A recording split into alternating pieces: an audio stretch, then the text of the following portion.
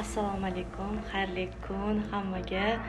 Bugun hammaga dam olish kuni, lekin bugun men ishdaman, chunki biz Sergeli tumaniga ko'chdik. Bu joyda juda ham chiroyli, hamma sharoitlarimiz bor.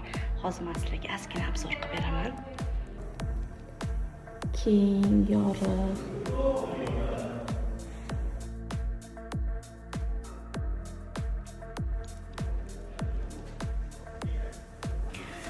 Bu bizani bitta logoped xonamiz, mashg'ulotlarni o'tishadi. Bolajonlarimiz keyingi xonamiz. Bu yerda massaj xonasi. Bu yoqda ham apparatlar. Muolajalar xonasi. Bu xonada ham muolaja xonasi, barakameralar joylashgan.